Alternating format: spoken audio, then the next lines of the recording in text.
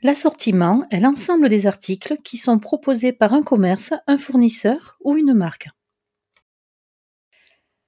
L'assortiment est un élément clé de la politique commerciale. Voyons tout d'abord comment il se structure. L'étendue de l'assortiment est fonction de la taille du magasin et de son degré de spécialisation. La structure de l'assortiment s'étend sur 5 niveaux. Le premier niveau étant les catégories, par exemple alimentaire, non alimentaire ou encore services. Viennent ensuite les groupes. On s'appuie sur les groupes de la nomenclature IFLS, les 7 groupes que vous pourrez retrouver dans une autre vidéo. Viennent ensuite les familles, puis les sous-familles, donc c'est des sous-divisions des familles. Donc par exemple dans la famille crèmerie, la sous-famille yaourt nature. Et enfin les références, donc là c'est vraiment la référence particulière d'un produit, par exemple un yaourt à boire.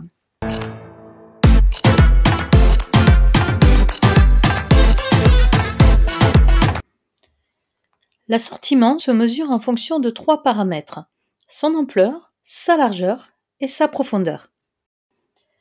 L'ampleur mesure le nombre de groupes de produits. On va considérer que l'assortiment est ample dès lors que la majorité des groupes de produits sont représentés. C'est le cas par exemple dans les hypermarchés. On considérera que l'assortiment est restreint dès lors qu'il n'y aura que 1 ou 2 groupes de produits représentés dans l'unité commerciale. Par exemple, un magasin de chaussures. La largeur de l'assortiment mesure le nombre de familles représentées dans l'unité commerciale. On considérera que l'assortiment est large s'il y a de nombreuses familles de produits présentées. Par exemple, dans une parfumerie, on peut retrouver du parfum, mais aussi du maquillage, des soins pour le corps, les cheveux, le visage, du savon ou encore des accessoires. On considérera que l'assortiment est étroit s'il y a peu de familles de produits représentées. Enfin, la profondeur mesure le nombre de références par famille de produits.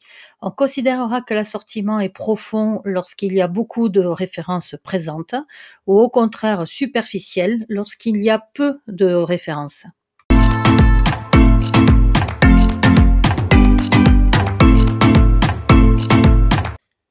La gestion de l'assortiment est un axe important et représente un triple objectif: optimiser la rentabilité de l'unité commerciale, satisfaire la clientèle et enfin se démarquer des concurrents.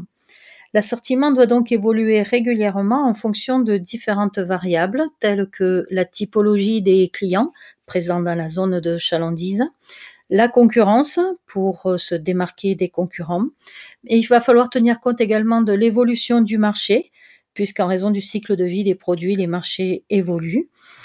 Il va falloir aussi également tenir compte de la rentabilité. Il est aussi important de privilégier les produits à forte marge que les produits à forte rotation. Et enfin, la mise en avant de certains produits, puisqu'on sait que l'emplacement va favoriser les achats d'impulsion. Pour résumer, l'assortiment se caractérise par son ampleur, sa largeur et sa profondeur.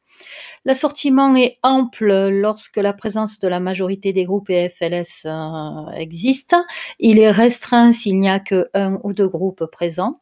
Il est large lorsqu'il y a de nombreuses familles de produits, ou au contraire étroit s'il y a peu de familles de produits. Et enfin, il est profond quand il y a beaucoup de références et superficiel quand il y en a peu.